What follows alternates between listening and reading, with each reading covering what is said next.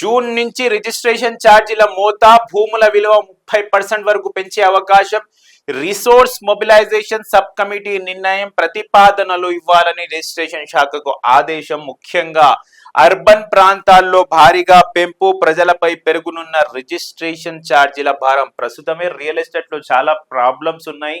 Real estate market ముందుగడ లేదు, ఆ development లేదు, తెలంగాణ రియల్ ఎస్టేట్ లేదు అని సతమతం అవుతుంటే ప్రజలు ఇప్పుడు రాబోయే రోజుల్లో అంటే జూన్ నుంచి రిజిస్ట్రేషన్ ఛార్జీలు పెరగబోతున్నాయి అంట తెలంగాణలో. సో భూముల విలువ, సో ల్యాండ్ వాల్యూ అనేది 30% 30% వరకు పెంచే అవకాశం ఉందంట. మరి ల్యాండ్ వాల్యూ పెడితే భూమి రిజిస్ట్రేషన్ వాల్యూ కూడా పెడితే పెరుగుతుంది ఆటోమేటిక్ గా. రిసోర్స్ మొబిలైజేషన్ అనే సబ్ కమిటీ ఒక నిర్ణయం తీసుకొని ప్రతిపాదనలు ఇవ్వాలని రిజిస్ట్రేషన్ శాఖకు ఆదేశం ఇచ్చిందంట. ముఖ్యంగా అర్బన్ ప్రాంతాల్లో, రూరల్ కాకుండా అర్బన్ ప్రాంతాల్లో ఈ భారీగా పెంపు ఉండబోతుందని చెప్తున్నారు. సో దీని కంటిన్యూషన్ న్యూస్ చూద్దాం అసలు ఏంటి అనేది.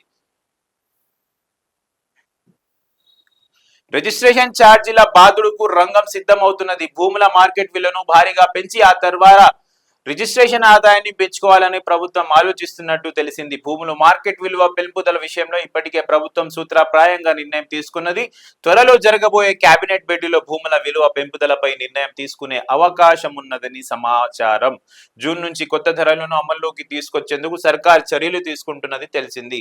కేబినెట్ సబ్ కమిటీ కీలక ఆదేశాలు. భూముల విలువ పెంపునకు సంబంధించి ఆదాయ మార్గాల అన్వేషణకు ప్రభుత్వం నియమించిన revenue generation and resource mobilisation. So revenue generation and resource mobilisation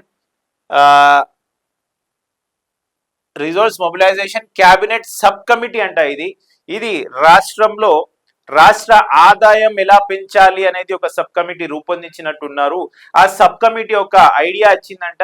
ముందుగా రిజిస్ట్రేషన్ భూమి విలువ పెంచండి, తో రిజిస్ట్రేషన్ కాస్ట్ కూడా పెరుగుతుంది, అదేవిధంగా గవర్నమెంట్ కి, ప్రభుత్వానికి ఆదాయం వస్తుందని చెప్పిర్రంట.